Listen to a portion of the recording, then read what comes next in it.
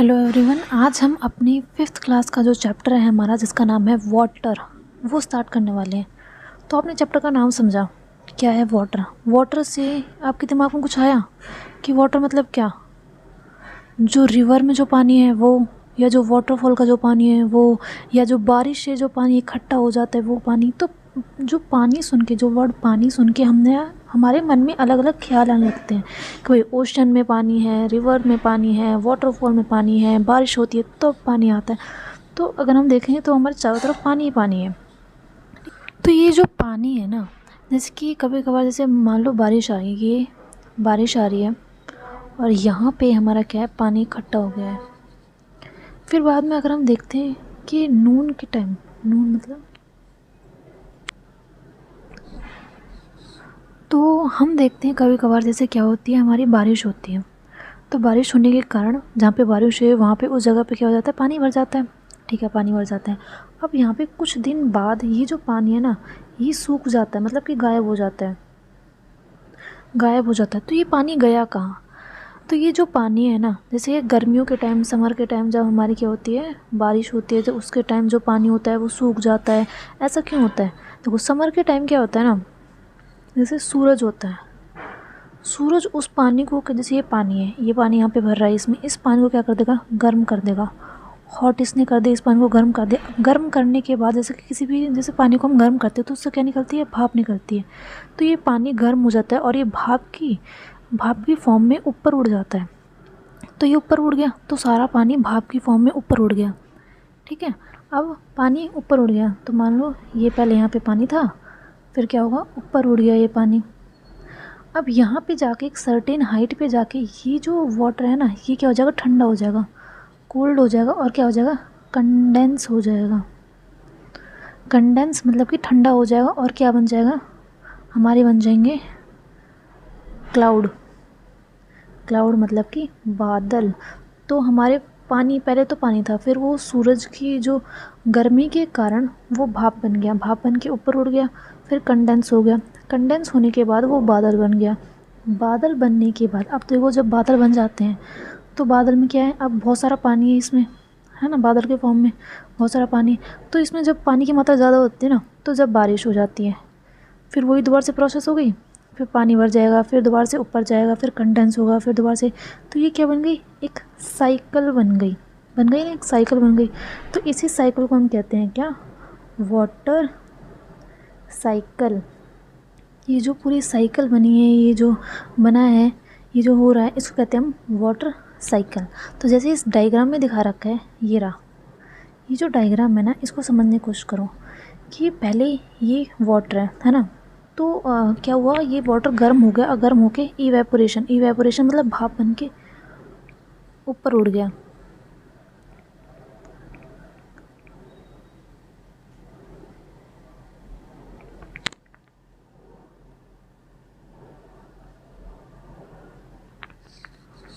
अब ये पानी क्या हुआ, भाप बन के ऊपर उड़ गया। अब भाप बन के ऊपर उड़ने के बाद यहाँ पे हो गया हमारा क्या, कंडेंसेशन।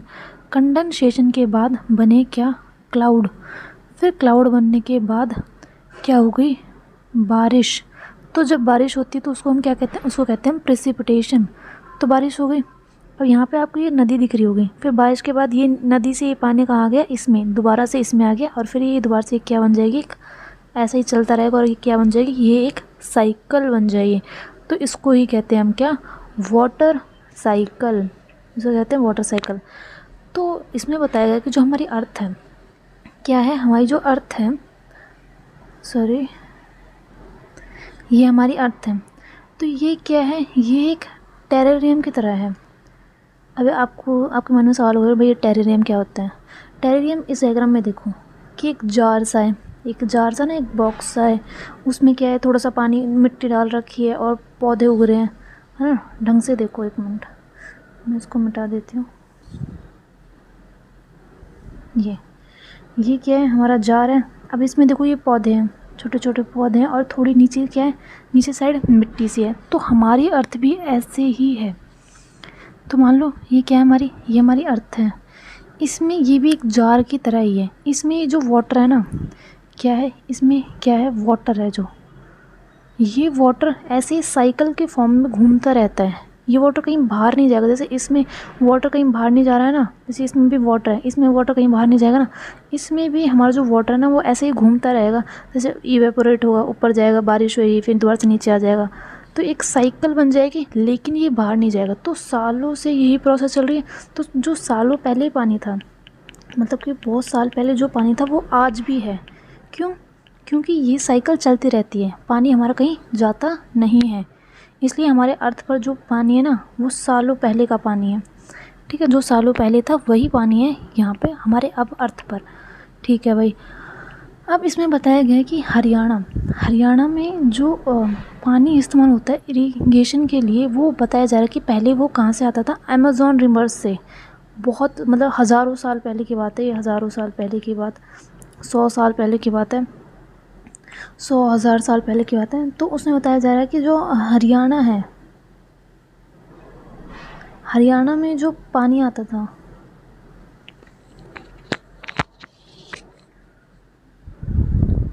फिर इसमें क्या बताया जा रहा है, इसमें बताया जा रहा है कि जो हमारा हरियाणा है, हरियाणा में जो इरिगेशन का काम होता है, इरिगेशन मतलब कि सिंचाई करना, सिंचाई जैसे कि आपकी कोई खेत है, खेत में पानी देना, उसको कहते हैं हम इरिगेशन।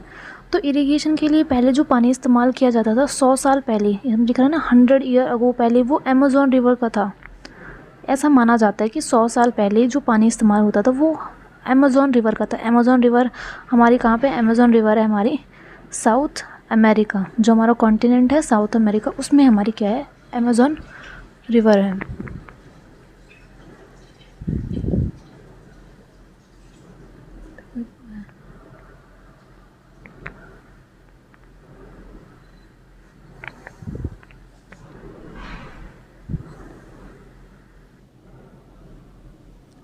अब यहाँ पे बताया जा रहा है इस पैराग्राफ में कि जो वाटर है, क्या है, जो वाटर है वो दो फॉर्म में पाया जाता है। एक तो सलाइन वाटर पाया जाता है और एक हमारा पाया जाता है फ्रेश वाटर। अब सलाइन वाटर कहाँ पे पाया जाता है, सलाइन वाटर हमारा बहुत ज़्यादा मात्रा में, सलाइन वाटर की जो मात्रा है बहुत ज़्यादा है, और वो पाया जाता है हमारा कहाँ पे, ओशियंस में पाया जाता है। और फ्रेश वाटर हमारी कुछ ही जगहों पे पाया जाता है, और फ्रेश वाटर की जो मात्रा है वो बहुत ही ज़्यादा कम है। तो फ्रेश वाटर हम देखते हैं कहाँ कहाँ पे पाया जाता है। तो फ्रेश वाटर पाया जाता है रिवर्स में, नदियों में, पॉन्ड्स में, स्प्रिंग्स में, ग्लेशियर्स में। तो रिवर्स हमें पता है, पॉन्ड्स हमें पता है क्या होता है, ग्लेशियर्स हमें पता है कि जो जमी हुई बर्फ़ होती है उसको कहते हैं हम ग्लेशियर। ये स्प्रिंज क्या होता है, ये स्प्रिंज क्या होता है, तो स्प्रिंज मैं अभी आपको दिखाती हूँ। ये जो आप फोटो देख रहे हो ना, ये है स्प्रिंज।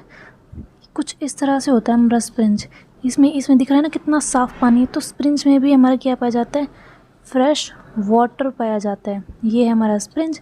कहाँ कहाँ पे पाया जाता है, रिवर्स में पाया जाता है फ्रेश वाटर, पॉन्ड्स में पाया जाता है, ग्लेशियर में पाया जाता है, और स्प्रिंज में पाया जाता है हमारा फ्रेश वाटर। तो अब हमने क्या देख लिया, फ्रेश वाटर तो देख लिया, कहाँ कहाँ पे फ्रेश वाटर हमारा क्या है, पाए जाते हैं।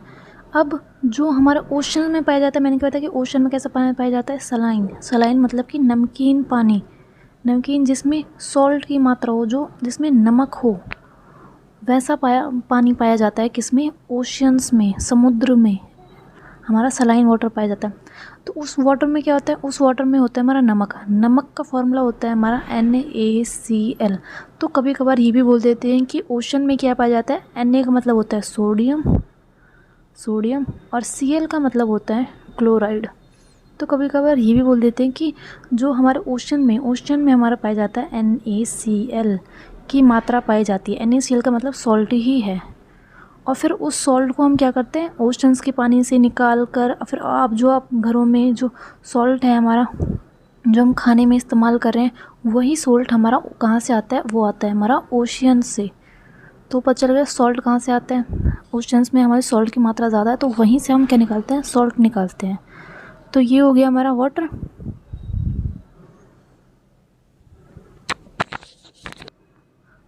अब हम समझते हैं वाटर का डिस्ट्रीब्यूशन। मतलब कि कौन सा वाटर कितनी मात्रा में है। डिस्ट्रीब्यूशन होता है मात्रा, कि कितने उसमें परसेंटेज में है, वो कितनी मात्रा में है। तो आपको ये बात याद रखनी है कि जैसे ये क्या है, हमारे अर्थ है, ये अर्थ पर जैसे हमारा जो वाटर है ना, वाटर है हमारा 75% हमारा क्या है, अर्थ पर वाटर, और जो रिमेनिंग जो बच गया वो हमारा क्या है, लैंड का पार्ट है। 75% वाटर है और रिमेनिंग जो बच गया, और जो 75 में से जो बच गया वो क्या है, हमारा लैंड का पार्ट है। तो हम साफ साफ देख पा रहे हैं कि भाई वाटर ज़्यादा है, लैंड क्या है, लैंड कम है। ठीक है, वाटर ज़्यादा है, लैंड कम है। अब कहीं कहीं पे बहुत सारे देशों में, बहुत सारे देशों में क्या होता है ना, वाटर की कमी होती है, पानी की कमी होती है। अब हमारा सवाल ये आता है कि भाई हमारे जो अर्थ है उस पर 75% तो वाटर है, 75% पानी है, फिर भी पानी की कमी बहुत सारे देशों में आ क्यों रही है? तो इसका आंसर ये है कि वो जो वाटर है ना, वो जो पानी है, वो कैसा पानी है, वो है नमकीन पानी, मतलब वो है सलाइन वाटर, जिसको हम पी नहीं सकते, जो हमारे पीने योग्य नहीं है उसको हम पी नहीं सकते, क्योंकि उसमें क्या है, सॉल्ट है, उसमें नमक की मात्रा, उसको हम नहीं पी सकते। तो सॉल्ट की मात्रा वाला जो पानी है, जो ओशंस में है, वो काफ़ी ज़्यादा है, और जो फ्रेश वाटर है वो काफ़ी कम है। तो फ्रेश वाटर कम होने के कारण बहुत सारे जो कंट्रीज़ हैं, बहुत सारी कंट्रीज़ हैं, उनमें पानी की क्या होती है, कमी होती है। तो ये पता चल गया कि पानी की कमी क्यों होती है, क्योंकि फ्रेश वाटर कम है, सलाइन वाटर तो बहुत ज़्यादा है, फ्रेश वाटर कम है। तो फ्रेश वाटर की ज़रूरत हमें, सलाइन वाटर की तो ज़्यादा ज़रूरत तो है नहीं। तो इसीलिए बहुत सारी कंट्रीज़ में पानी की क्या होती है, कमी होती है। अब देखो कौन सा जो सलाइन वाटर है, जैसे वो ओशंस है, उसमें सलाइन वाटर कितना है, मतलब मान लो कि 100% हमारा क्या है, वाटर। 100% में से 97.3% जो है वो नमकीन पानी है, और वो किस में प्रेजेंट है, वो है ओशंस में प्रेजेंट। मान लो देखो 100 में से 97.3% तो हमारा सलाइन वाटर ही है, तो बचा कितना, 3% बचा, 3% बचा ना, तो 3% सिर्फ फ्रेश वाटर है। तो देखो पानी की कितनी कमी है, उसमें सिर्फ नमकीन पानी ही हमारा ज़्यादा है, फ्रेश वाटर तो बहुत ही ज़्यादा कम है। अब हम देखते हैं कि फ्रेश वाटर किन किन कौन कौन से फॉर्म में पाए जाते हैं। तो सलाइन वाटर तो देख लिया हमने, ओशन में पाया जाता है। फ्रेश वाटर जो है आइस कैप्स में मतलब कि बर्फ़ की फॉर्म में, ग्राउंड वाटर के फॉर्म में पाए जाते हैं। तो आइस कैप्स में कितना है, 0.2% ग्राउंड वाटर में कितना है, मतलब कि जो ज़मीन के नीचे जो पानी होता है ना, ज़मीन के नीचे भी पानी होता है, उसको कहते हैं हम ग्राउंड वाटर। तो ग्राउंड वाटर कितना है, 0.68%। फ्रेश वाटर लेक्स मतलब कि कुछ ऐसे लेक्स होती है जिनमें फ्रेश वाटर होता है, जैसे मैंने आपको दिखाया ना, स्प्रिंग्स दिखाई, ऐसी ही बहुत सारी लेक्स होती हैं, उनमें कितना है, 0.009%। फिर एटमॉस्फेयर, अब यहाँ पे एटमॉस्फेयर में पानी कैसे है, एटमॉस्फेयर में हमारे क्या है, एटमॉस्फेयर में हमारे हैं वाटर वेपर भी हमारा क्या, वाटर का ही पार्ट माना जाता है, क्योंकि वो भाप में, अभी भाप के फॉर्म में, फिर ऊपर जा रहा है ना, फिर वो नीचे आ रहा है पानी दोबारा से, तो वो क्या है, वो एज अ फ्रेश वाटर ही माना जाता है हमारा एटमॉस्फेयर में जो वाटर है। तो वो कितना है, 0.0019%। और फिर रिवर्स में हमारा जो रिमेनिंग बच गया वो है हमारा 0.001%। इसको टोटल मिला के हमारा कितना हो गया, 100%। तो सबसे ज़्यादा मात्रा है हमारी सलाइन वाटर की, फ्रेश वाटर हमारा काफ़ी कम है। अगर हम इसको देखना चाहिए एक एक्टिविटी से, कि भाई एक्टिविटी से बता दो कि कितनी कितनी मात्रा में है पानी। तो देखो मान लो क्या है, ये एक बकेट है, ये क्या है, बकेट है, इसमें मान लो पानी भरा हुआ है। कितना पानी है, 2 लीटर पानी है। 2 लीटर पानी मतलब 1 लीटर 1000 ग्राम, 1 लीटर में 1000 ग्राम होते हैं। तो 2 लीटर में कितने हो गए, 2000 ग्राम। मतलब इसमें, इस बाल्टी में कितना पानी है, इस बाल्टी में है 2000 ग्राम वाटर है। ठीक है, ये समझ में आया। अब ये एक्टिविटी में जो लिख रहा है ना, वही बता रही हूँ मैं, अपनी मर्ज़ी से कुछ नहीं बता रही। तो इसमें कितना है, 2000 ग्राम वाटर है, 2000। इसमें ये बोल रहे हैं, एक्टिविटी वाले बोल रहे हैं कि भाई तुम्हें क्या करना है ना, तुम्हें इसमें से, इस वाले में से जो 12 स्पून, मतलब कि 12 चम्मच पानी बाहर निकाल लो, 12 चम्मच पानी बाहर निकाल लो। ठीक है, हमने बाहर निकाल लिया भाई, 12 चम्मच पानी हमारा क्या है, बाहर निकल गया, 12 चम्मच पानी बाहर निकल गया। अब इसमें जो पानी बचा, अब क्या हुआ कि भाई ये वो वाला पानी है, इसमें से हमने 12 स्पून हमने निकाल लिए, अब ये जो वाला पानी बचा ना, ये है हमारा सलाइन वाटर। इसमें से 12 चम्मच निकालने के बाद ये सलाइन वाटर, और ये जो 12 चम्मच वाला पानी है ना, ये है हमारा फ्रेश वाटर। तो कुछ ऐसा डिस्ट्रीब्यूशन है हमारे वाटर का। तो सलाइन वाटर काफ़ी ज़्यादा है और फ्रेश वाटर काफ़ी कम है। अब इस फ्रेश वाटर में से भी बताया गया है कि कौन सी मात्रा में, जैसे मैंने बताया ना, यहाँ पे फ्रेश लेक में है, एटमॉस्फेयर में, रिवर्स में है, आइस कैप्स में ही है। तो ऐसे बताया गया है आइस कैप्स में कितना है, वो सब में कितना है। तो इसमें देखो, ये अगर हम 12 में से 12 हमारी स्पून है, 12 चम्मच पानी था हमारे पास, उसमें अगर 9 स्पून है ना, मतलब कि 9 चम्मच जो पानी है वो किसकी फॉर्म में, वो है हमारा आइस कैप्स, मतलब कि बर्फ़ की फॉर्म में है वो क्या है, आइस है, आइस की फॉर्म में है वो, ठीक है। 2 चम्मच किसकी फॉर्म में है, 2 चम्मच हमारा ग्राउंड वाटर, मतलब कि जो धरती के नीचे वाला जो पानी है वो ग्राउंड वाटर। बचा कितना, 9 2 11, 9 2 11 हो गए। बचा 1 चम्मच, बचा 1 चम्मच में से भी 1 चम्मच पानी बचा, तो 1 चम्मच पानी बचा हमारा।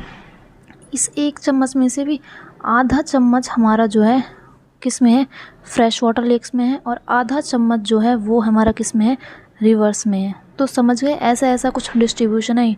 अगर ये याद नहीं हो पा रहा है तो इसे याद रख लो कि भाई आइस की फॉर्म में ज़्यादा है, फिर उससे कम ग्राउंड वाटर है, फिर उससे कम फ्रेश वाटर है, फिर उससे कम क्या है, रिवर्स है हमारा। तो कुछ इस तरह से। तो सलाइन वाटर काफ़ी ज़्यादा है, हमने देखा कि सलाइन वाटर काफ़ी ज़्यादा है। अब इसमें एक एग्ज़ाम्पल बताया गया, क्या यहाँ पे ये एग्ज़ाम्पल इसमें बता रखा है कि इज़राइल, जैसे अभी के टाइम पे वॉर चल रहा है किसमें, इज़राइल में और हमास में, आपको पता ही होगा। इससे उसका कुछ ताल्लुक़ नहीं है, मैं तो ऐसे ही बता रही थी। तो बताया जा रहा है कि इज़राइल में एक सी है जिसका नाम है डेड सी। क्या है, डेड सी। तो वहाँ पे बहुत ज़्यादा सलाइन वाटर है, जो सलाइन वाटर है ना वहाँ पे बहुत ज़्यादा है, बहुत ज़्यादा है। अगर वहाँ पे जैसे कि ये क्या है, नदी है, कौन सी नदी है, डेड सी है ये है डेड सी। अगर आप इसमें से 1 लीटर पानी निकालते हो ना, 1 लीटर मतलब कि 1 लीटर मतलब 1000 ग्राम, मतलब कि 100 ग्राम, 1000 ग्राम आपने पानी निकाल लिया, इसमें से 1 लीटर पानी आपने ले लिया, ठीक। तो इस 1 लीटर में ना 340 ग्राम हमारा क्या होगा, सॉल्ट ही मौजूद होगा। तो ये बताया जा रहा है कि इसमें सॉल्ट की मात्रा कितनी ज़्यादा है। 1 लीटर पानी लिया, उस 1 लीटर में 340 ग्राम तो हमारा क्या है, सॉल्ट ही है। तो ये बताया जा रहा है कि हमारे उस डेड सी में जो सॉल्ट वाला जो पानी है, सलाइन वाटर है, उसमें सॉल्ट की मात्रा हमारी बहुत ज़्यादा है, ठीक है। तो वो बहुत ही ज़्यादा क्या है, खारा पानी है।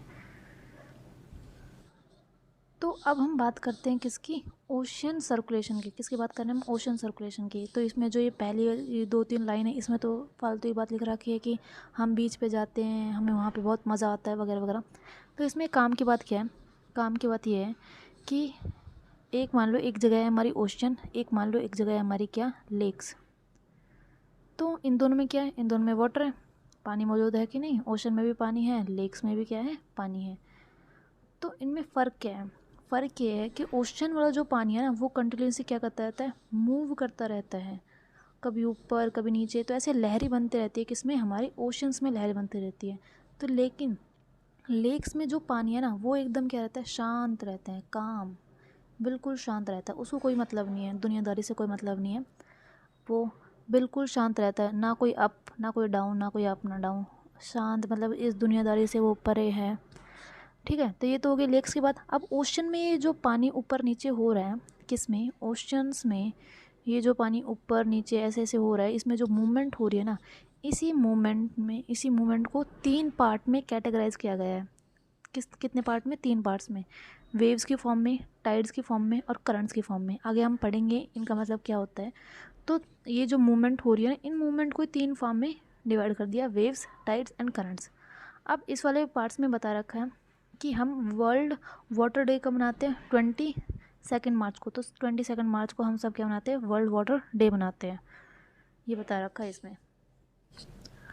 अब हम बात करने वाले किसकी, अब हम बात करने वाले हैं वेव्स की। तो वेव्स क्या होती हैं, वेव्स मतलब कि हम जो अगर फिज़िक्स में देखें तो वेव्स का मतलब होता है कुछ इस तरह से जो बनी होते हैं उनको कहते हैं हम वेव्स। ये क्या है, हमारी वेव्स हैं। तो समुद्र में भी, ओशंस में भी कुछ ऐसा ही होता है। जैसे कि हमारा ओशन का जो पानी है, ओशन का पानी जैसे कभी कभार जो लहरें होती है ना समुद्र में जो लहरें होती है वो जैसे ऊपर उठती हैं फिर नीचे आ जाती है, ऊपर उठती हैं फिर नीचे आ जाती है, तो इनको ही हम क्या कहते हैं, इनको ही हम कहते हैं वेव्स। इन लहरों को जो ये ऊपर उठ रही हैं एक बार फिर नीचे आ रही हैं, ऊपर उठ रही है फिर नीचे आ रही हैं, इनको ही हम वेव्स कहते हैं। अब हम पढ़ने वाले हैं कि जो ये वेव्स है ना, ये जो वेव्स आ रही हैं, ये जो अप डाउन हो रहा है, ये आती कैसे हैं। ये जब वेव्स है ना ये चलती है जब हमारी क्या चलती है, हवा, क्या चलती है हमारी हवा।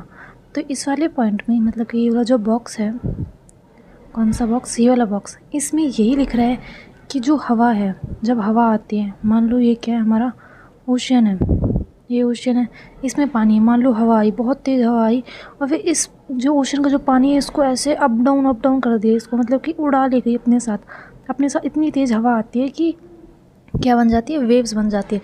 तो जितनी तेज़ हवा होगी उतनी ही बड़ी क्या होगी, वेव्स होगी। ये बात हमें समझ में आ गई, ठीक है। अब इसमें बताया गया है कि जब हमारे क्या होता है स्ट्रॉम मतलब कि जब हमारी तूफ़ानी हवा चलती है, जब हमारा तूफ़ान क्या होता है, तूफ़ान आ रहा होता है, मतलब कि बिजली कड़क रही है, बहुत तेज़ तेज़ हवा चल रही है, हवा बहुत ज़्यादा तेज़ चल रही है। तो जब हवा तेज़ चलती है ना तो क्या हो, और अर्थक्वेक आ जाते हैं कभी कभार अर्थक्वेक आ जाते हैं, वॉल्केनिक इरप्शन मतलब कि ज्वालामुखी फटते हैं, लैंड स्लाइड होता है। तो इनकी वजह से भी, एक किसकी वजह से, स्टॉर्म की वजह से, अर्थक्वेक की वजह से, वॉल्केनिक इरप्शन की वजह से और लैंड स्लाइड की वजह से, इनसे भी क्या आती है, हाई वेव्स बनती है। और इन हाई वेव्स को मतलब बहुत ऊंची ऊंची लहरें बनती है। इन ऊंची ऊंची लहरों को हम क्या कहते हैं, इन ऊंची ऊंची लहरों को कहते हैं हम सुनामी। तो सुनामी क्या है, सुनामी एक जापानीज़ वर्ड है जिसका मतलब है हर्बर वेव्स मतलब कि जो बहुत ज़्यादा डिस्ट्रक्शन कर देती है। जब ये सुनामी आती है तो क्या कर देती है, बहुत ज़्यादा डिस्ट्रक्शन मतलब कि जहाँ भी आती है, मान लो कोई सी भी जगह आती है, ये कोई सी भी प्लेस पर आ रही है तो वहाँ पे बिल्कुल बहुत, वो पूरा जो प्लेस है वो पानी में डूब जाता है। किस में डूब जाता है, पानी में। तो ये बहुत ज़्यादा क्या करती है, डिस्ट्रक्शन मतलब कि तबाही मचा देती है। ये सुनामी के बारे में बताया गया। तो सुनामी की हाइट कितनी होती है, जनरली हाइट होती है उसकी 15 मीटर।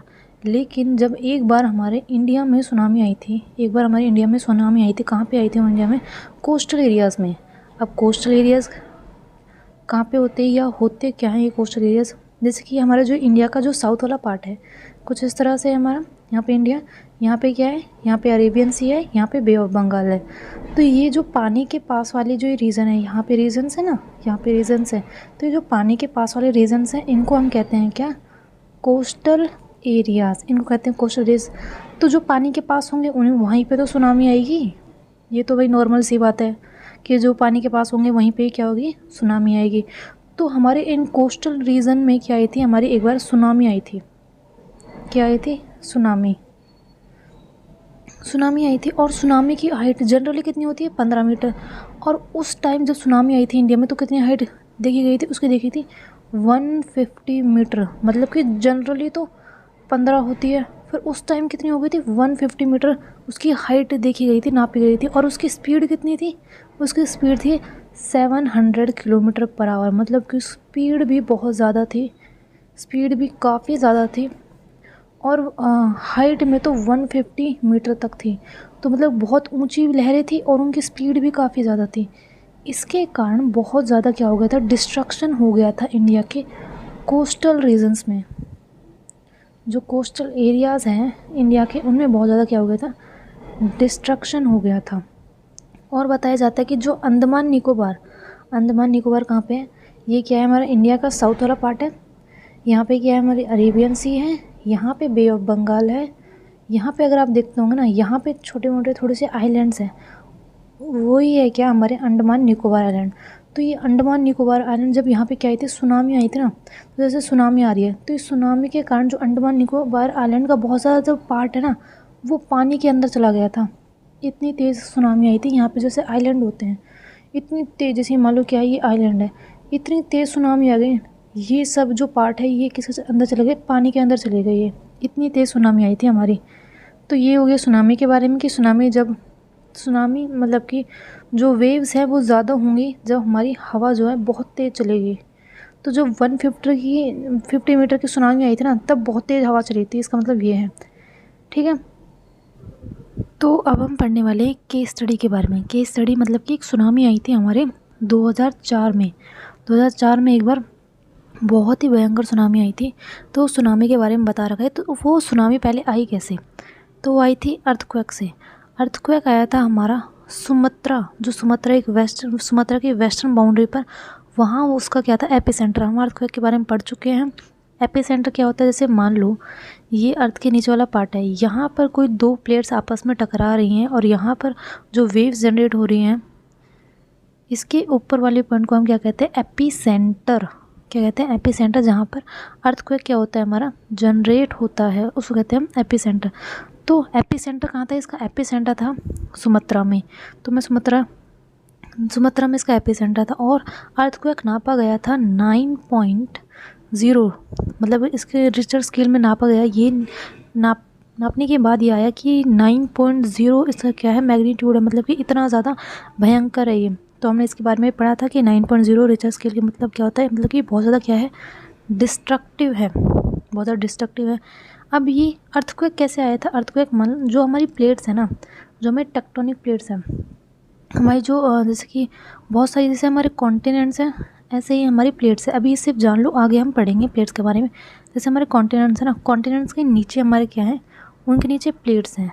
उन प्लेट्स का नाम है, जैसे कि बर्मा प्लेट है, एक इंडियन प्लेट है, ठीक है। तो क्या हुआ, एक बार इसे मान लो ये बर्मा प्लेट है, ये हमारी इंडियन प्लेट है। तो क्या हुआ ना, ये इंडियन प्लेट जो है ये इसके बर्मा प्लेट के नीचे चली गई, ये बर्मा प्लेट इसके ऊपर आ गई।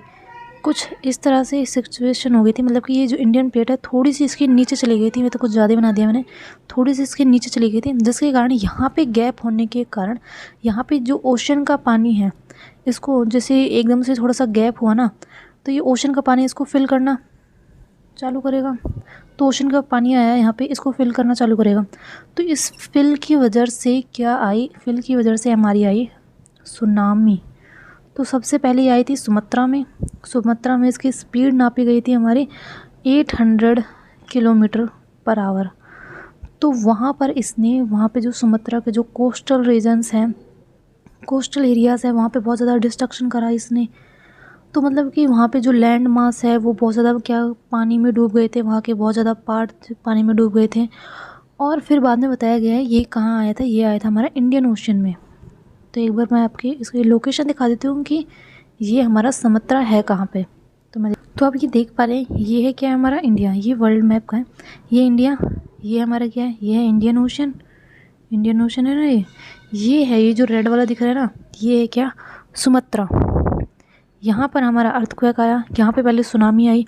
यहाँ पे सुनामी होने के कारण इसका जो बहुत ज़्यादा पार्ट है वो क्या हो गया, पानी में सबमर्ज हो गया, मतलब पानी बहुत ज़्यादा पानी भर गया यहाँ पे। फिर बाद में ये वेव धीरे धीरे करके कहाँ पे आई, इंडिया की तरफ इन्होंने बढ़ना चालू किया। ठीक है भाई, इंडिया की तरफ इन्होंने क्या करा, बढ़ना चालू किया। फिर ये ऐसे इंडिया की तरफ आ गई। फिर यहाँ पे इंडिया के ये जो कोस्टल रीजन है, ये वाला जो पार्ट है, कौन से किसकी बात कर रही हूँ, मैं बात कर रही हूँ इनकी रीजन्स की। ये जो रीजन्स हैं, ये सुनामी से क्या हुए, ये हुए सुनामी से अफेक्टेड, मतलब कि यहाँ पे हमारी सुनामी आई। अब सोचने की बात यह है कि यहाँ पे जब 800 किलोमीटर यहाँ पे क्या थी, उसकी स्पीड थी, किसकी, सुनामी की। यहाँ पे 800 किलोमीटर स्पीड थी। यहाँ तक पहुँचते पहुँचते उसकी स्पीड हो गई 70 किलोमीटर पर आवर। और फिर मैंने क्या बताया कि जो सुनामी की जो स्पीड थी वो 70 किलोमीटर पर आवर हो गई थी, मतलब कि स्पीड क्या हो गई थी, स्पीड कम हो गई थी इंडिया पहुँचते पहुँचते। फिर भी इंडिया के बहुत सारे एरियाज़ को उसने अफेक्टेड किया। कौन कौन से एरिया को अफेक्टेड किया, आंध्र प्रदेश, तमिलनाडु, केरला, पौंडुचेरी, अंडमान एंड निकोबार आइलैंड। तो ये जो हमारी जो सुनामी है ना, ये बहुत ज़्यादा, मतलब कि ये हिस्ट्री में लिखने वाली बात है ये, कि मतलब बहुत ज़्यादा इसने क्या करा, डिस्ट्रक्शन करा। हिस्ट्री में लिखने वाली बात मतलब कि पहली बार इतनी भयंकर सुनामी आई थी, ठीक है। तो ये इंडियन ओशन में आई थी। तो जब कभी भी सुनामी आती है ना, तो उसको प्रिडिक्ट नहीं करते हैं, ये नहीं बताते कि भाई अरे अच्छा 1 महीने पहले ही बता देंगे कि भाई सुनामी आ रही है, नहीं, ऐसा नहीं होता है। वो सुनामी आने से पहले जो क्या करते हैं, वो 3 घंटे पहले बताते हैं कि भाई सुनामी आने वाली है। तो 3 घंटे में फिर वहाँ के लोगों को, वहाँ से जो जिस एरिया पे सुनामी आने वाली है, वहाँ से उन लोगों को निकाला जाता है, मतलब कि दूसरे एरिया शिफ्ट किया जाता है।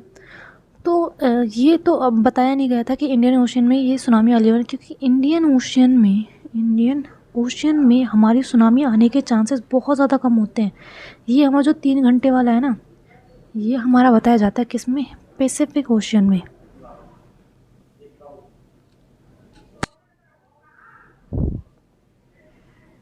क्योंकि इंडियन ओशन में बहुत ही कम क्या आती है, हमारी सुनामी आती है। इंडियन ओशन में बहुत ही कम हमारी सुनामी आती है। फिर बाद में जब बताया जाता है कि 3 घंटे पहले नोटिस दिया जाता है, तो ये ज़्यादातर सुनामी हमारे कहाँ पे आती है, ज़्यादातर सुनामी हमारी आती है पैसिफिक ओशंस में। इंडियन ओशंस में बहुत ही कम सुनामी आती है। तो इसलिए वार्निंग, मतलब कि ये बताना, बहुत वार्निंग नहीं दे पाते हैं। वार्निंग ज़्यादातर पैसिफिक ओशन में दी जाती है 3 घंटे पहले। तो और इस सुनामी ने बहुत ज़्यादा डिस्ट्रक्शन किया, बस यही बता रखा है इसमें।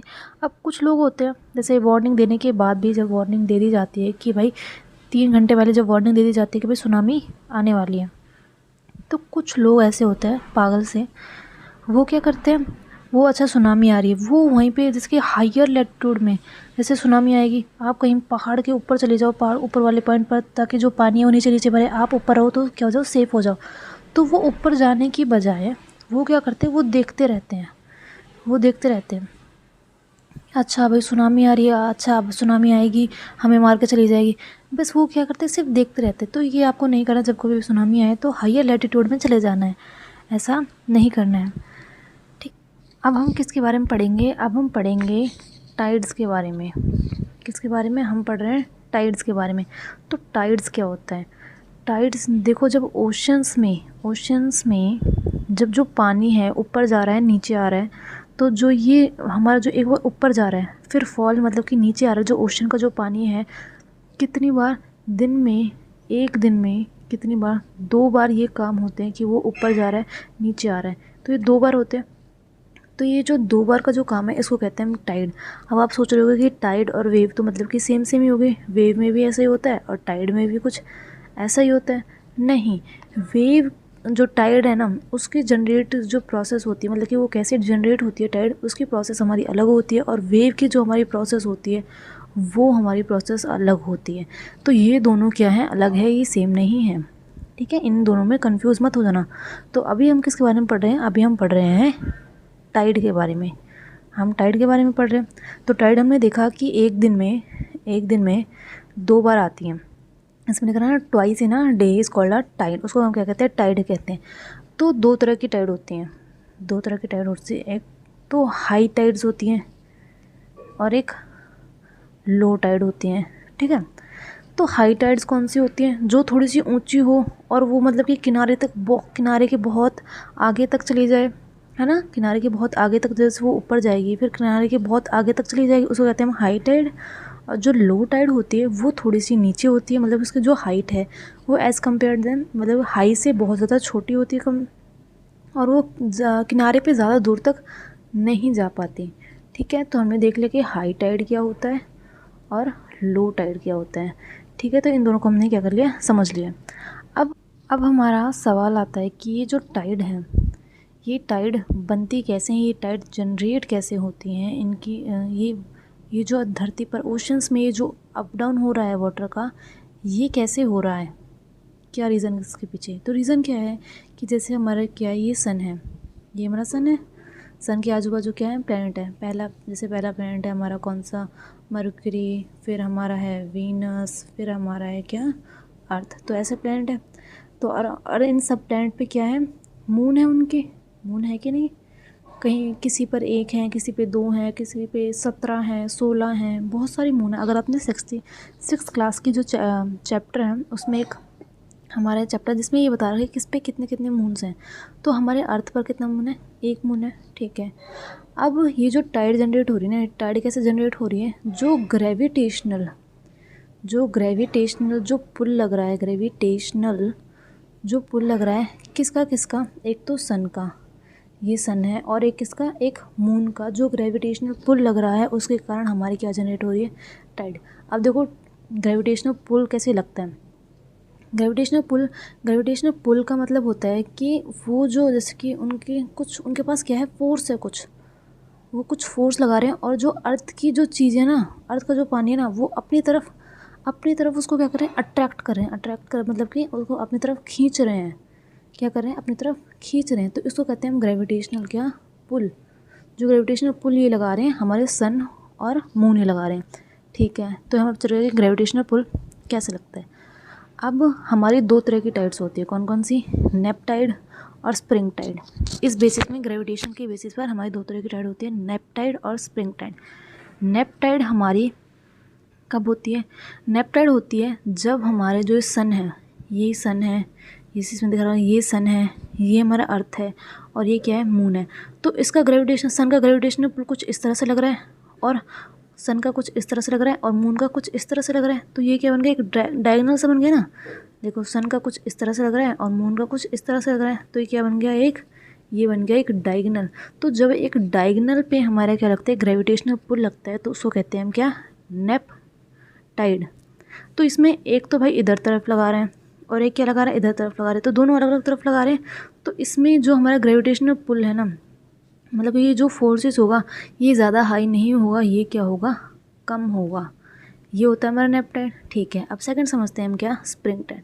तो स्प्रिंग टाइड क्या होता है कि जब अर्थ, मून और सन हमारा एक ही लाइन में हो, एक ही लाइन में हो, चाहे इनकी पोजीशन अलग अलग हो जाए लेकिन वो एक ही लाइन में होनी चाहिए, उसको हम क्या कहते हैं, स्प्रिंग टाइड। तो उससे जो टाइड जनरेट होती है उसको कहते हैं हम स्प्रिंग टाइड। देखो, जैसे इसमें दिखा रखा है कि सन तो यहाँ पर है, यहाँ पे जैसे ये अर्थ है, तो मून जैसे हमारा जो अर्थ है वो सन के चक्कर लगाता है, ऐसे जो मून है ना वो भी अर्थ के चक्कर लगाता है। ठीक है, सन रिवॉल्व करता है, सॉरी, अर्थ रिवॉल्व करता है सन के और मून रिवॉल्व करता है अर्थ के। ठीक है, हमने देख लिया।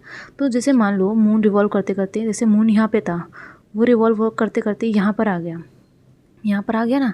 फिर अब इन दोनों का जो पुल है वो किस तरफ लग रहा है, इस तरफ लग रहा है, दोनों इस तरफ लगा रहे हैं। तो इससे जो टाइड जनरेट होगी ना, वो कैसी टाइड होगी, वो हाई फोर्स वाली टाइड होगी।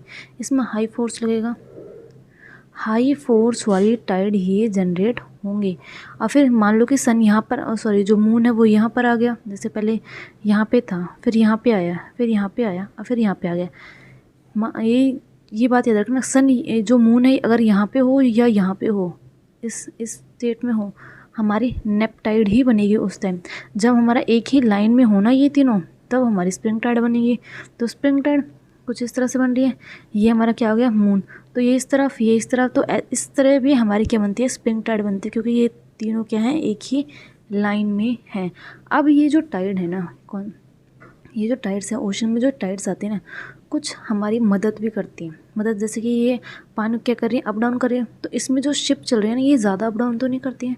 तो इसमें जो ये शिप चल रही है ना, तो इस शिप को ये मूवमेंट कराने के लिए क्या करती हैं, हेल्प करती हैं, ताकि जो शिप है ना वो जल्दी से कहाँ पे पहुँच जाए, किनारे पे पहुँच जाए, शोर पर पहुँच जाए। शोर मतलब होता है किनारा, वो जल्दी से कहाँ पे पहुँच जाए, किनारे पे पहुँच जाए, तो उसकी मदद करती हैं। ठीक है, दूसरा काम ये क्या करती हैं, दूसरा काम ये करती हैं कि ये जो फिशरमैन्स हैं, कौन है, फिशिंग, जो फिशिंग करते हैं, जो फिशरमैन्स हैं, उनकी मदद करती हैं। कैसे मदद करती हैं कि जैसे भाई हाई टाइड आई, हाई टाइड बहुत दूर तक ही, जैसे मान लो क्या है, किनारा है, यहाँ पे बहुत दूर तक आती हैं ये मान लो यहाँ तक बहुत दूर तक आ गई। तो ये जब टाइड्स ऐसे आती है तो इनमें ओशंस में होती हैं मछली होती हैं, तो ये मछली भी कहाँ जाती है, किनारे के पास आ जाती है, जिसके कारण जो फिशरमैन है वो आसानी से क्या कर पाता है, वो आसानी से फ़िशिंग कर पाता है। ये फिशरमैन है, ये क्या कर रहा है, ये क्या कर रहा है, ये फ़िशिंग कर रहा है। ठीक है, तो वो आसानी से क्या कर पाता है, फ़िशिंग कर पाता है, क्योंकि जो फ़िशेज है ना, हमारी जो मछलियाँ हैं वो किनारे के पास आ जाती हैं, इसलिए। और ये जो अप डाउन हो रहा है, किसका अप डाउन हो रहा है, वाटर का। ये जैसे हाई जो टाइड बन रही है ना, इससे हमारी इलेक्ट्रिसिटी भी जनरेट होती है। तो ये इलेक्ट्रिसिटी जनरेट करने में क्या करता है, मदद करता है। पानी से हमारी इलेक्ट्रिसिटी भी जनरेट होती है। ठीक है, तो टाइड हमारा हेल्प भी कर रहा है। टाइड के बारे में हमने पढ़ भी लिया, higher tide, lower tides, spring tide, neap tide, tide क्या होती है। ठीक है, तो ये है हमारी क्या, टाइड्स। पढ़ने वाले हैं क्या, ओशन करंट। ओशन करंट हमारे चलते हैं किस में, ओशंस में। ओशन करंट के बारे में बताया गया है कि ओशन करंट्स क्या हैं, ये एक स्ट्रीम्स हैं जो कि एक डेफिनेट डायरेक्शन में ओशन की सरफेस पर चलती है। मैंने क्या बोला कि एक स्ट्रीम्स हैं, स्ट्रीम मतलब होता है एक मिनट, धाराएँ। स्ट्रीम्स का मतलब होता है धाराएँ। मतलब कि वो जो ओशन का जो पानी है वो किस तरफ, इसमें एक डेफिनेट डायरेक्शन बता रखी है ना कि वो किस तरफ चल रहा है, किस डायरेक्शन में वो ओशन का जो पानी है वो चल रहा है, उनकी जो धाराएं वो किस तरफ बह रही हैं, किस तरफ वो ओशन का पानी वो बह रहा है।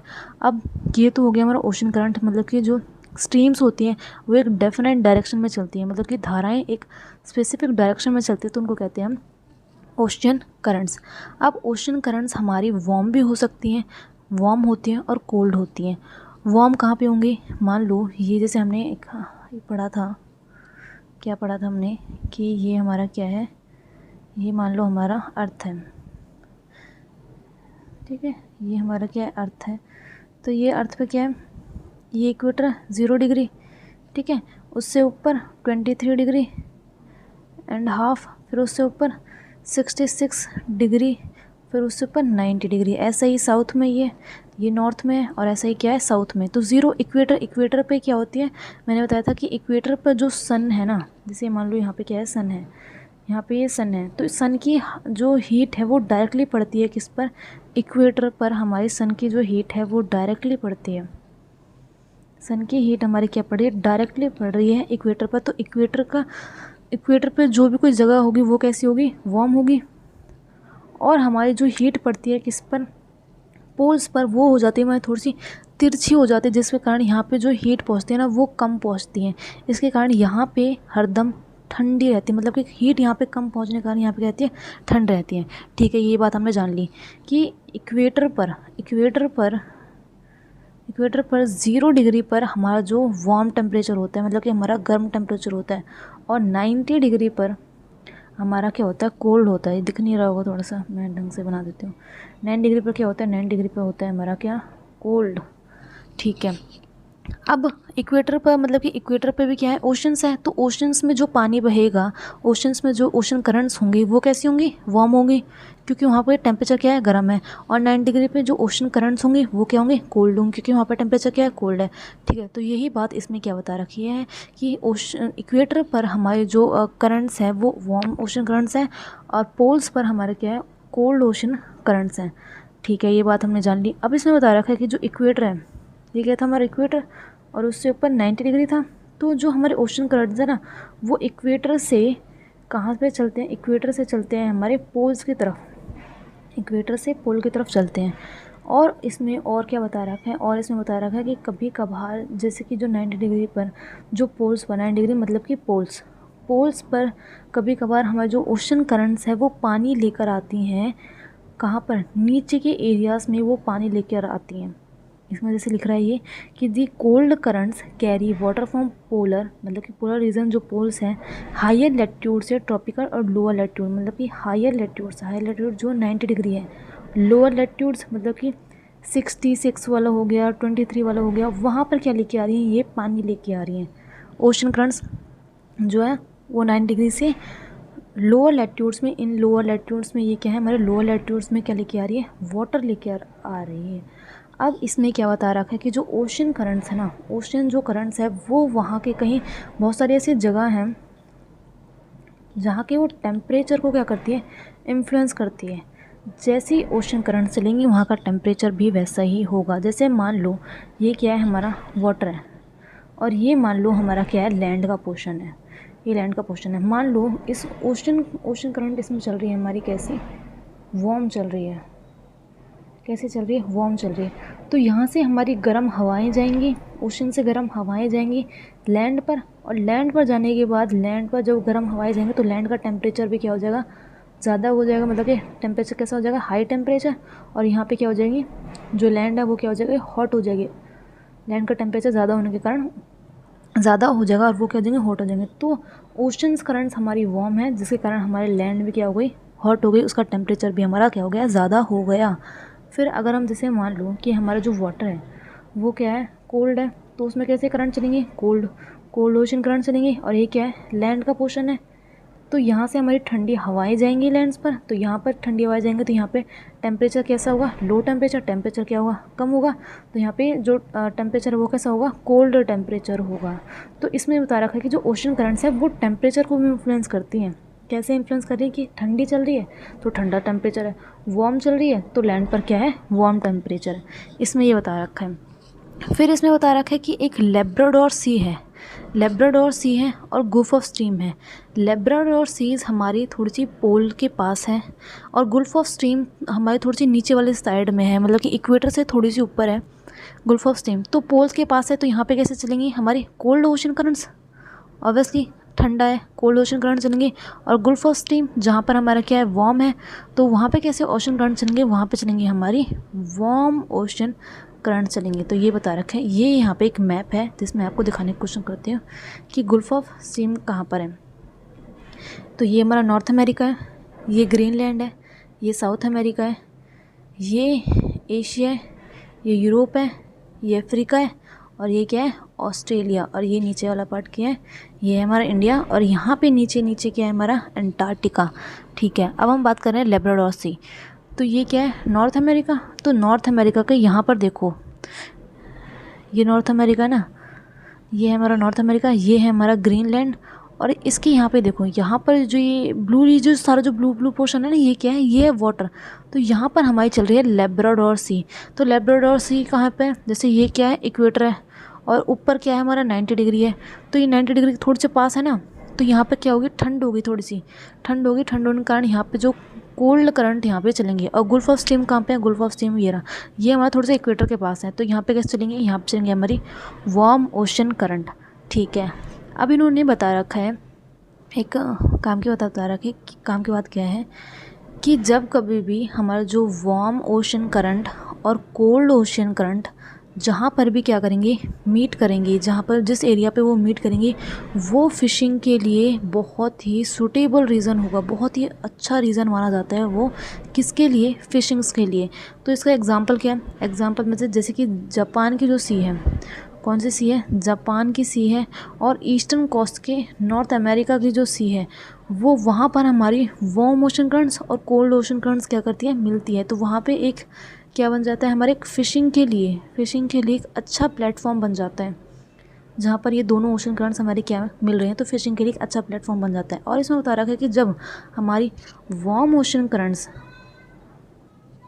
और कोल्ड ओशन करंट्स हमारी जो है वो क्या होती हैं, वो हमारी मिलती है, वो हमारी मिल रही हैं, तो कभी कभार क्या होता है, फॉग भी जनरेट हो जाता है। फॉग मतलब कि धुंध, कभी कभी धुंध भी हो जाती है वहाँ पर, तो देखना मुश्किल हो जाता है धुंध के कारण, तो वहाँ पे कभी धुंध भी हो जाती है।